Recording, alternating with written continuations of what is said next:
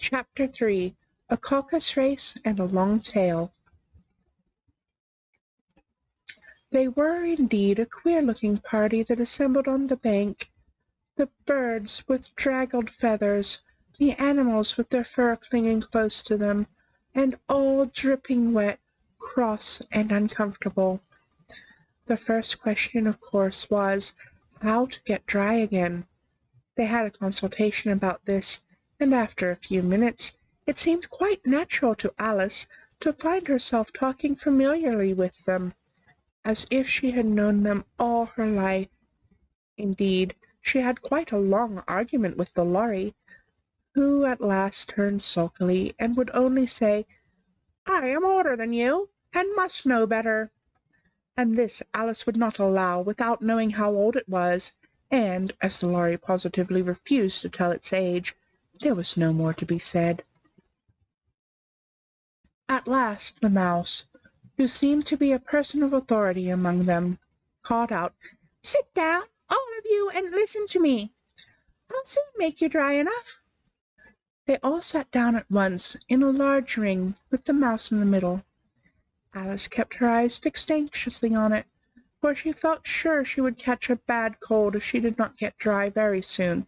"Ahem," said the mouse with an important air. "This is the driest thing I know. Silence all around, if you please. William the Conqueror, whose cause was favored by the Pope, was soon submitted to by the English, who wanted leaders, and had been of late much accustomed to usurpation and conquest. Edwin and Morcar, the Earls of Mercia and Northumbria—" "Oh," said the lawyer with a shiver.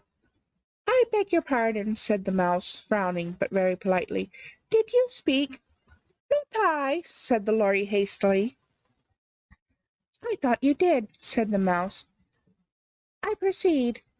Edwin and Morcar, the Earls of Mercia and Northumbria, declared for him, and even Stigand, the patriotic Archbishop of Canterbury, found it advisable—" "Found what?" said the duck. "Found it," the mouse replied rather crossly. "Of course you know what it means." "I know what it means well enough. When I find a thing," said the duck, "it's generally a frog or a worm. The question is, what did the Archbishop find?" The mouse did not notice this question, but hurriedly went on. "Found it advisable to go with Edgar Atheling to meet William and offer him the crown. William's conduct at first was moderate, but the insolence of his Normans— How are you getting on now, my dear?" it continued, turning to Alice as it spoke. "As wet as ever," said Alice in a melancholy tone. "It doesn't seem to dry me at all." "In that case," said the dodo solemnly, rising to its feet, "I move that the meeting adjourn, for the immediate adoption of more energetic remedies." "Speak English," said the eaglet. "I don't know the meaning of half those long words, and what's more, I don't believe you do either." And the eaglet bent down its head to hide a smile, while some of the other birds tittered audibly. "What I was going to say," said the dodo in an offended tone, "was that the best thing to get us dry would be a caucus race." "What is a caucus race?" said Alice, not that she much wanted to know, but the dodo had paused as if it thought that somebody ought to speak, and no one else seemed inclined to say anything. "Why," said the dodo, "the best way to explain it is to do it. And, as you might like to try the thing for yourself some winter day, I will tell you how the dodo managed it. First, it marked out a race course, in a sort of circle. The exact shape doesn't matter, it said. And then all the party were placed along the course, here and there. There was no 1, 2, 3, and away. But they began running when they liked, and left off when they liked, so that it was not easy to know when the race was over. However, when they had been running half an hour or so, and were quite dry again, the dodo suddenly called, "The race is over!" and they all crowded round it, panting, and asking, "But who has won?" This question the Dodo could not answer without a great deal of thought, and it stood for a long time with one finger pressed upon its forehead, the position in which you usually see Shakespeare in the pictures of him, while the rest waited in silence. At last the Dodo said, "Everybody has won, and all must have prizes."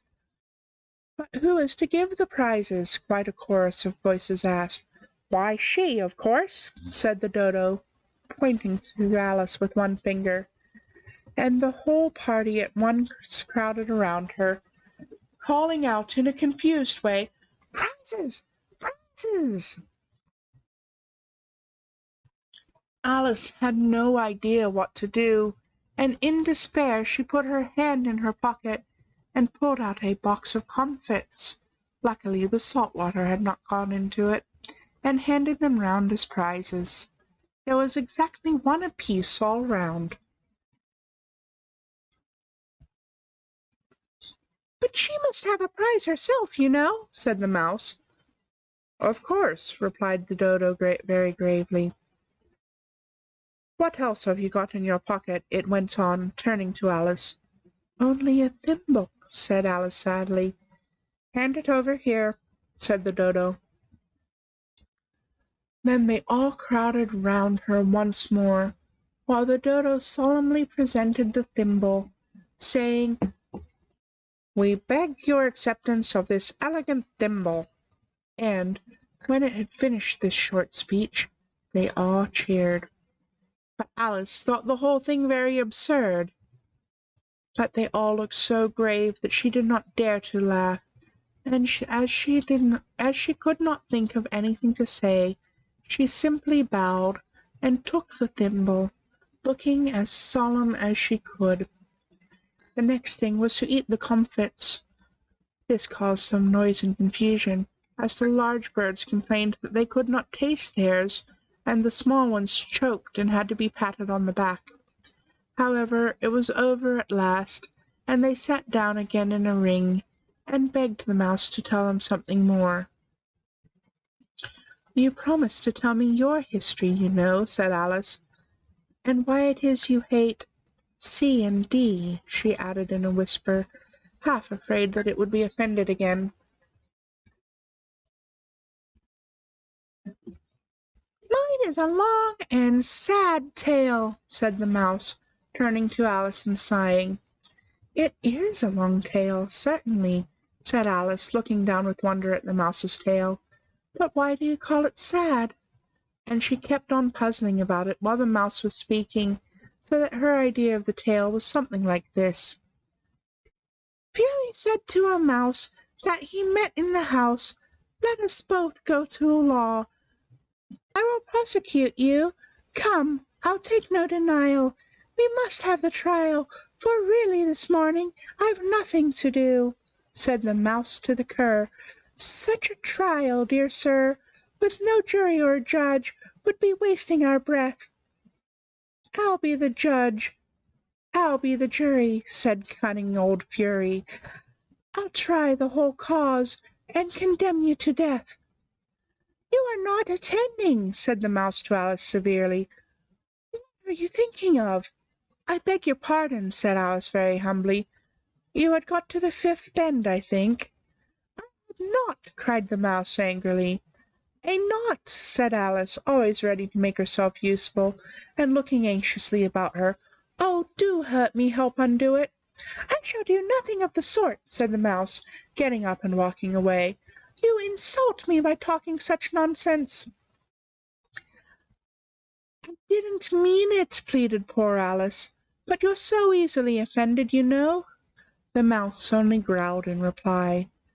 'Please come back and finish your story,' Alice called after it, and all the others joined in chorus, 'Yes, please do.' But the Mouse only shook its head impatiently and walked a little quicker. 'What a pity it wouldn't stay,' sighed the Lory, as soon as it was quite out of sight, and an old crab took the opportunity of saying to her daughter, 'Ah, my dear, Let this be a lesson to you, never to lose your temper. Hold your tongue, Ma, said the young crab a little snappishly. You are enough to try the patience of an oyster. I wish I had our Dinah here. I know I do, said Alice aloud, addressing nobody in particular. She'd soon fetch it back. And who is Dinah, if I might venture to ask the question, said the Lory. Alice replied eagerly, for she was always ready to talk about her pet. Dinah's our cat, and she's such a capital one for catching mice, you can't think. And oh, I wish you could see her after the birds. Why, she'll eat a little bird as soon as look at it. This speech caused a remarkable sensation among the party. Some of the birds hurried off at once.